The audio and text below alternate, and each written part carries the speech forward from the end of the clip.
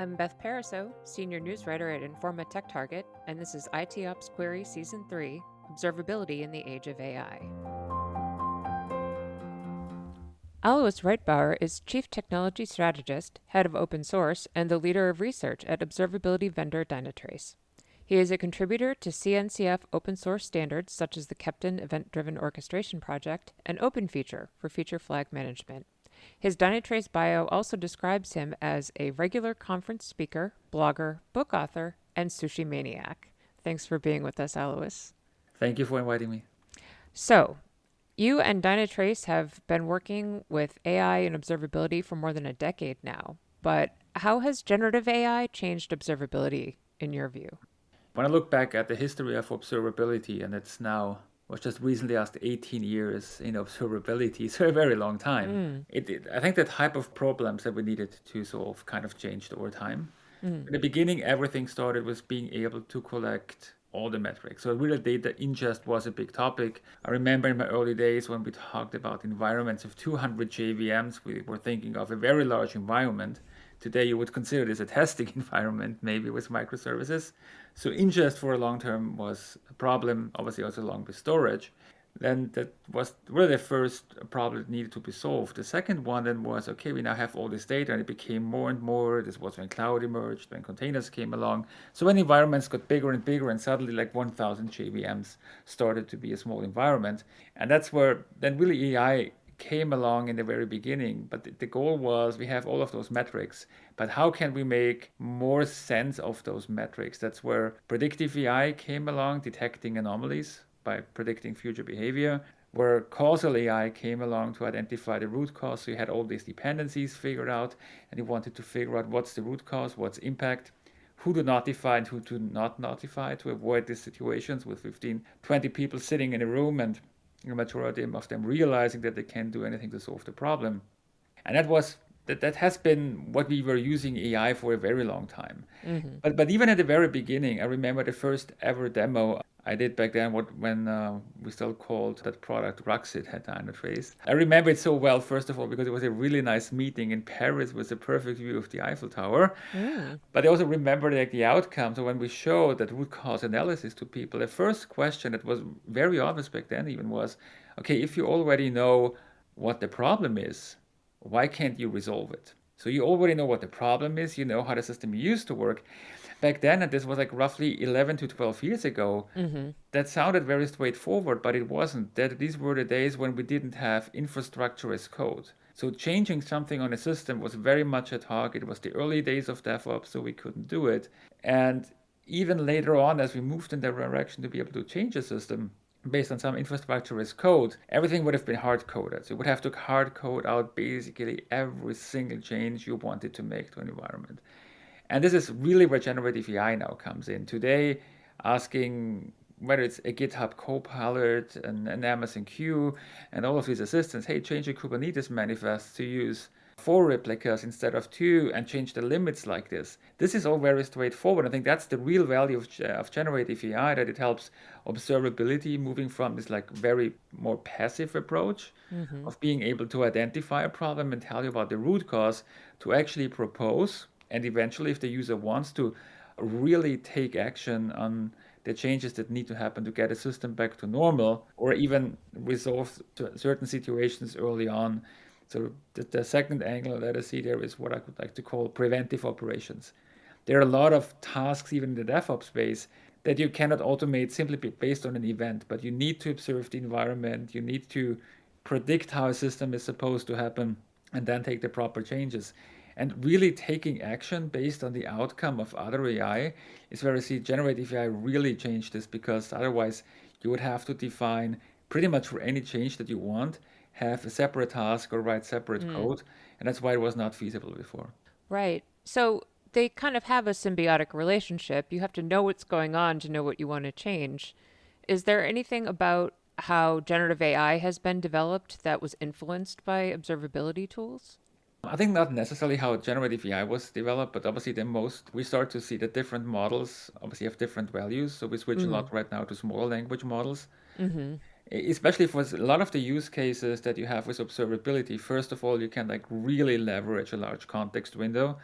So hallucinations, for example, are not an issue. You wanted to change certain markup code or certain infrastructure as code definitions in a certain way, but I need to give it very specific instructions. So you need the model to be very good at understanding how to rewrite code. I think the influence is not so much that it changes generative AI as well, but it really relates to the models that you pick to do it. So you don't need a large language model. You need a highly specialized model in code, and you need models that have very good code understanding. Because most people think you tell it exactly how to write, you rewrite a certain manifest to change something. But that's actually not the case if you think of how infrastructure as code is really defined. You have like this very large manifest, and then you have this one item running in your cluster where you might have a lot of templating running on top of it, replacing bits and pieces. And then you need to tell generative AI, I want exactly this thing to change.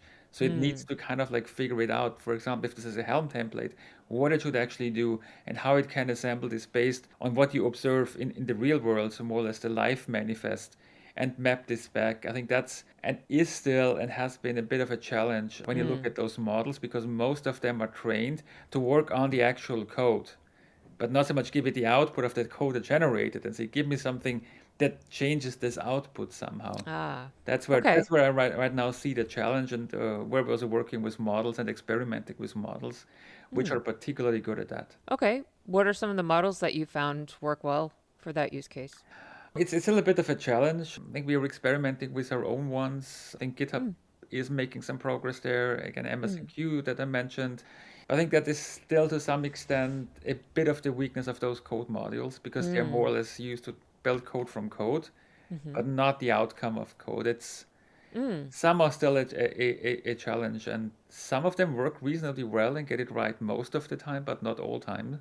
I think eventually we might see specialized models that overuse the word understand here, but kind of like understand is okay, this is like the outcome that generated Yeah, pieces from what you have in your initial markup. right. So in the meantime, I know there are some preventive operations features in Dynatrace's software.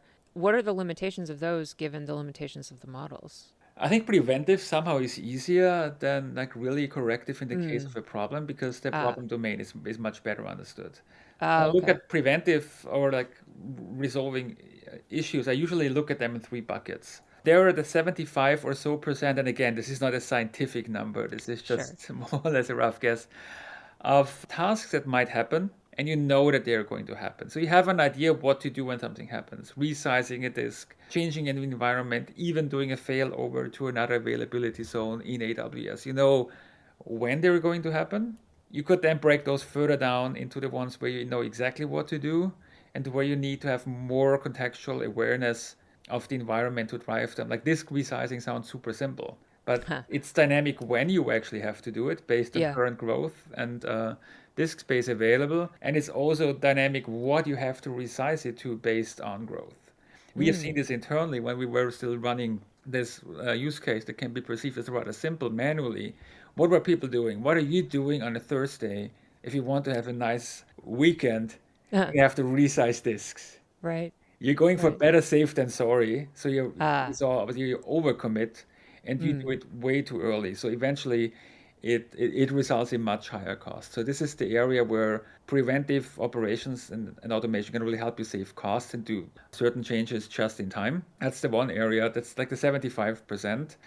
And especially those that need context were very hard to do if you don't have AI like analyze it, properly predict it, because you can't hard code them. But overall, what had to be done is very hard coded. So I can directly assign a script that would resize a disk. And for example, Amazon has a very large library and how you can modify your Amazon environment with like all those tasks that you can use out of the box. Then on top of the 75%, I would say that like a rough another 20% of things that you know might happen.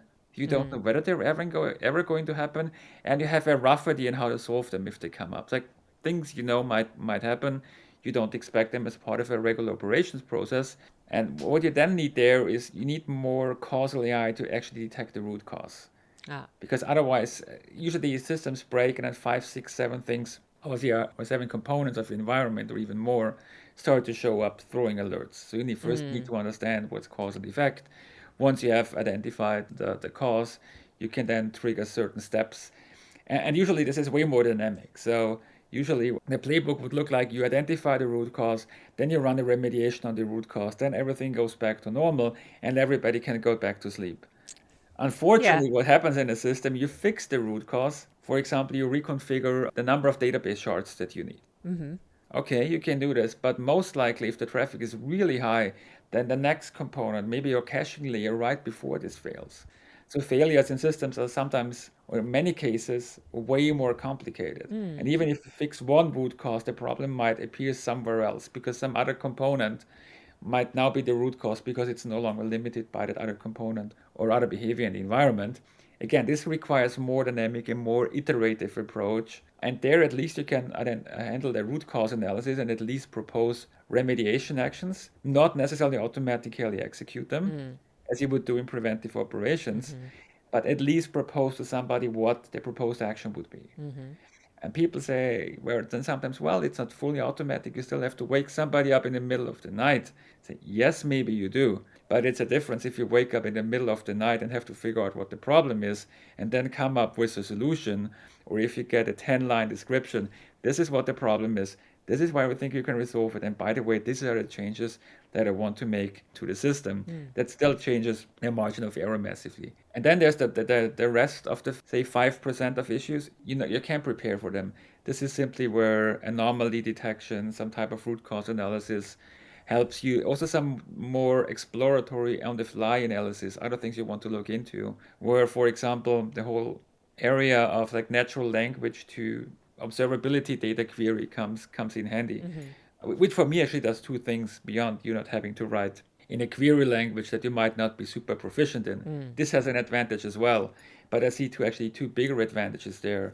When you're in this process of thinking through what a problem could be, it is a massive context switch to think from like your thinking and obviously natural language to what would this look like in a query language. Mm-hmm. So I think it changes your thinking process as you go through this. And the second advantage why we built it also is when you have to write a query, you have to think where you can actually find the data that you need. Mm-hmm. Is it in a trace? Is it maybe in a log, in some logs that you need to convert into a metric? Or even is it available as a metric? So a lot of this burden on how to get the data that you need to actually drive the analysis and do the resolution is key there. And that's also where generative AI is helping to just stay in the train of thought and not see it as a distraction to coming, okay, from your problem resolution workflow to thinking, where do I get the data for the next step in my analysis? Right. And so we have preventive AI, we have causal AI, we have generative AI, and whether we're ready or not, along comes agentic AI. How do you Yes. see that affecting observability as we know it? The way where I really see it affecting it is, I think, across the board. I think we've seen like that the general agents are not really a solution to a lot of the problems. You have to ask other agents. So when we talk about agentic, we also can talk like about all the agentic characteristics. Mm-hmm.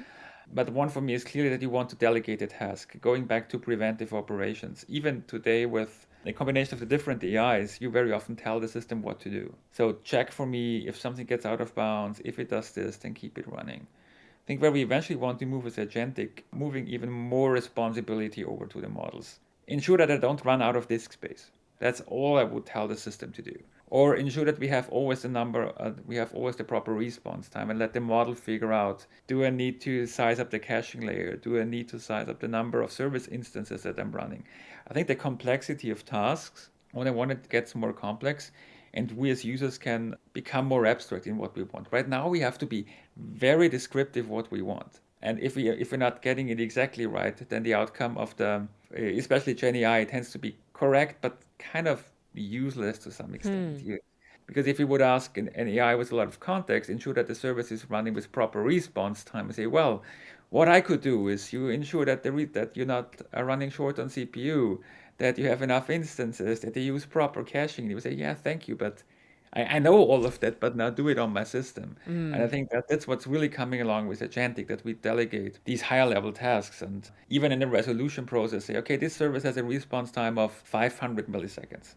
How can I get it to 200? And is that going to require the kind of understanding by the models about the effect of code as opposed to just understanding the code writing part of it? Yes, Yeah. because I think they would need to understand obviously what the impact is, and you also need a more specialized model. That's also where I see a lot of developments when we talk about agentic. We need less general purpose models. Mm. If I want to solve a database problem, I'd like to have a database small language model or a database agent. If I want to solve a problem in AWS, I want to have an AWS specific model or agent. If I want to do the same in Azure, I want to have one for Azure. And I think so. So we can go on across those systems because we expect them to do more than we anticipated them to do in the beginning. And that's why I think with agentic, we will also see more multi-agent or multiple agents collaborating on solving the tasks, Mm. each one being very specialized. Mm-hmm. I think at the end of the day, it's not different to how we build teams. We bring a couple of experts together and let them resolve something. Mm. And that's why we can delegate more complex tasks to a team of experts across a certain number of areas versus just one single expert for one very specific area. And I think that that's really what agentic will bring, this higher degree of autonomy. And also agents deciding, well, okay, this is an AWS problem. I'd rather ask the AWS agent to help me here than Mm-hmm. asking the Azure agent or the Kubernetes agent to help. And this technology has been evolving so fast, but how soon do you expect that kind of capability to come about? Is that something we could look forward to in the next year or longer than that? I think, yeah, predicting things in AI Yeah. is always challenging. I think Mm. we did make a lot of progress there. I think we will see the first use cases for agentic emerge next year. I think we don't need to shouldn't measure whether this is agentic, this is multi-agent, how many agents we're using. I think it will just depend on the complexity of the use case, which Mm. is a very abstract description, like how would you describe the complexity of a use case that you want to delegate. A colleague of mine used to put it very nicely. So today we accept like with a single interaction or with like some smaller interaction with generative AI. If everything is slightly off, it's fine if it's one interaction. But if everything is slightly off in 15 or 20 interactions, you might up with a totally different result. Right. I think we might be fine, even define, say, okay, like 1, 2 step executions will be fine. Then we move to 3, 5 step executions. Then we moved like to 7, 8, 10. And I think this is how we will see a really agentic evolving. And the big challenge is, I still think see in the planning models. I think Mm. that's where we have the biggest investment that's actually needed. How do we get models that are really smart about planning the execution of the agent for specific domains, and that's also will come along with the complexity. Mm. Like resize services so the response time stays where it is a rather simple one. Right. But look at my entire infrastructure and tell me where I could optimize cost versus response time is a way more complicated question. And I think it's more like the single tasks that we execute. Yeah, that's still somehow specific, but give the model some level of freedom, like which tool to pick or like which of like several options to take versus like really longer term continuous tasks that the model takes over. Mm. So it's a bit hard to predict, but I think it's just more regarding complexity of the tasks Right. that we're going to delegate rather than what the model where we can measure it, like whether it's going to be there. You could even claim today if you have 18, 20 different remediation actions and a root cause analysis before that this is agentic if it picks the right action. And to be fair, it is an agentic approach. Mm-hmm. But what would the model do if then suddenly something else in the system breaks? Would it still be able to recover this situation, or would it then default back to human? Which is another way we could actually measure how powerful these models are. Like how often do they have to default back to humans? Which I think they will have to do at a certain point. And that's I think also totally fine. You rather want it to default back to human Right. than to come up with a solution that just stop in the middle. Okay. And you do a lot of work in the open source community as well as in commercial software. And what is the role for the open source community in this further development for observability and generative and agentic AI? I see it in two areas. When we really look at observability, I think one of the most important developments that's very often not spoken about are actually the semantic conventions in Uh, OpenTelemetry. okay. So it's just the key to everything is like understanding of the environment. And we need to have joint semantics, a joint vocabulary for talking about things, which is Mm-hmm. also going to be key for everything we do in the open source side. Plus, obviously, more capabilities, what we can do on a per code basis. Because also when we very often think about Gen AI, depending which domain we work in. But most people still think of text. And obviously multimodal would mean that there's other components as well. But for us, it's text, but it's not text as in written text. It's markup, it's code. I think that's also where models need to improve, which also leads me to what I see in the open source side. On the model side, seeing more open source models, I think, is key. I think everybody today who's like really serious about Gen AI is already working with their own fine-tuned models. And obviously, open source models lend themselves nicely to it. I think we will even see more coming in that direction, and also having more control over even training data. Right. If you think about like what are most models trained on, data that's available on the internet. Right. Would you trust an engineer that learned everything he knows about the internet? Or so I No. think more curated Right. data input will become key. Like think about it, every or most models out there for code generations are trained on CVEs and bad coding practices. As Right. much they are trained on, obviously on good code as well. But these models can't really differentiate, and that's also where I see a challenge. And the more open the training data is, or when you can even like work with that training data and curate it for your specific use case, I think that's where we need to work way more in the open. And in this case, I honestly would even accept that it's open source, but not necessarily free, because curating that data is a lot of work, and it's a lot of manual work that experts have to do. So that training data, I think, is massive value. And that's also what we see right now in this whole Gen AI debate, that the models are now starving for data and better data. And this is exactly what we have to overcome. And we also need this transparency. Like, is this model like really good? Would you rather pick a model that was trained on code before Log4j or after? Just as an example, yeah? Right.